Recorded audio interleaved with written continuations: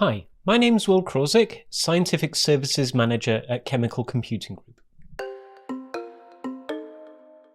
Today I'll be showing you the Ligand Interactions application. The Ligand Interactions application can be accessed under the Ligand submenu from the right-hand side button bar. This allows us to analyse a protein-ligand complex for key interactions, steric fit, potential binding opportunities, or to analyse for selectivity. In the upper portion of the panel, I find a flattened 2D depiction of our ligand together with interacting residues. At the bottom, I can control which atoms we'd like to display or overlay complexes when I have more than one active complex. I can also export my diagrams to use in Word or PowerPoint or in a report format. In today's example, I'll compare two related EGFR inhibitor complexes to find both conserved and unique interactions. Each PDB contains the same receptor, but with different ligands bound. Here I can use the Ligand Interactions diagram to identify hydrophobic residues shown in green, polar residues shown in purple. Acidic residues have a red outline, basic a blue outline.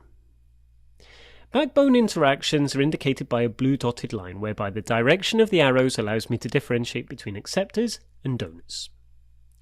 Side chain interactions, when present, are indicated with a green dotted line, again displaying directionality. Solvent exposure is shown in blue, whereby the larger the blue cloud, the more it's exposed. A blue crescent indicates how much the solvent exposure of a residue is affected by the bound ligand.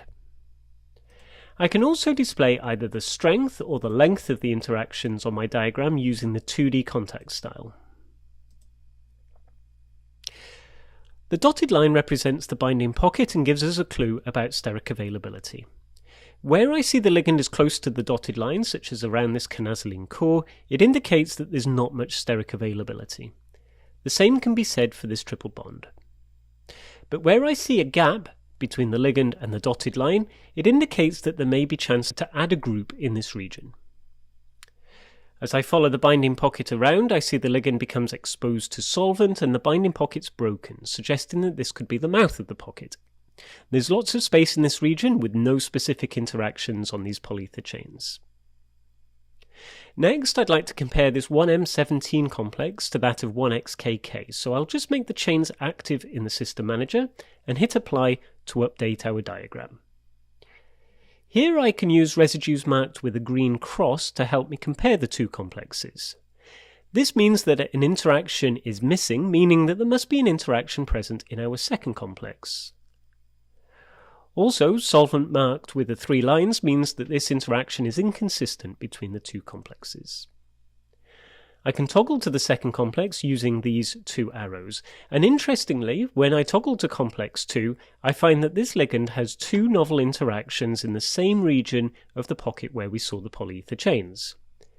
In addition to the conserved backbone interactions of complex 1, here we find a unique side chain donor interaction, shown in green, plus a water-mediated hydrogen bond. I can also pick out a hydrogen pi interaction.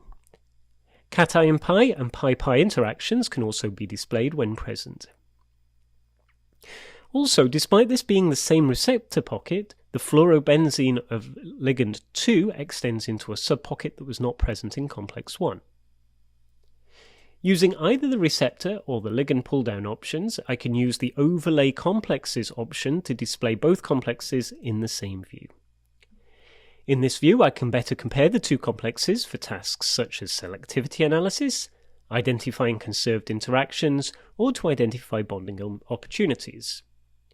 Here, I can easily identify the conserved interactions around the canazoline core and the additional interactions of complex 2.